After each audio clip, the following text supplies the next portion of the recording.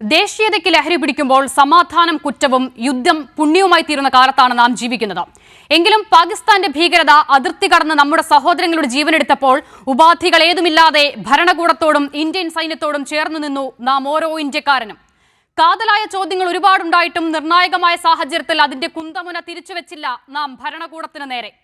മതവെറി തലയ്ക്കു പിടിച്ചവർ അതിർത്തി കടന്നു വന്ന നിരപരാധികളായ മനുഷ്യരുടെ ജീവനെടുത്തത് ആരുടെ വീഴ്ചയാണെന്ന ചോദ്യം പോലും രാജ്യദ്രോഹിപ്പട്ടം ചാർത്താൻ അധികമാകുന്ന കാലത്ത് അശാന്തിയുടെയും അങ്കലാപ്പിന്റെയും ദിനരാത്രങ്ങൾക്ക് ശേഷം താഴ്വരയിൽ സമാധാന പുഞ്ചിരി വിരിഞ്ഞ രാവിനെ സാക്ഷിയാക്കി ചില ഉത്തരങ്ങൾ തേടേണ്ടതും നാം ഓരോ ഭാരതീയന്റെയും അവകാശമാണ്.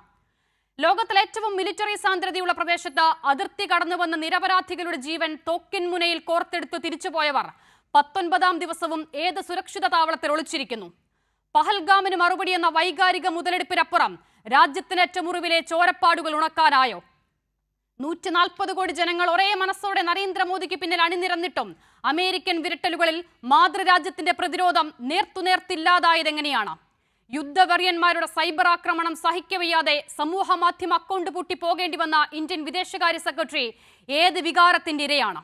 ഈ രാജ്യത്തിന്റെ പ്രതിരോധത്തിന്റെ കരുത്തായ ഇന്ത്യൻ സൈന്യത്തിന് ഈ പോരാട്ടങ്ങൾക്ക് അഭിവാദ്യമർപ്പിക്കുമ്പോഴും ആവശ്യമായ റിക്രൂട്ട്മെന്റ് പോലും നടത്താതെ സേനയെ ദുർബലപ്പെടുത്തിയതിന് ആര് മറുപടി പറയും?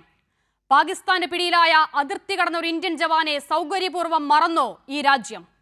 യുദ്ധം അവസാനിക്കും, നേതാക്കൾ കൈകൊടുക്കും, ആ വൃദ്ധ തന്റെ രക്തസാക്ഷിയായ മകനെ കാത്തിരിക്കും, ആ പെൺകുട്ടി തന്റെ പ്രിയതമനെ കാത്തിരിക്കും, കുട്ടികൾ അവരുടെ പിതാവിനായി കാത്തിരിക്കും. ആരാണ് ജന്മനാട് വിറ്റതെന്ന് എനിക്കറിയില്ല, പക്ഷേ ആരാണ് അതിന് വില കൊടുത്തതെന്ന് എനിക്കറിയാം.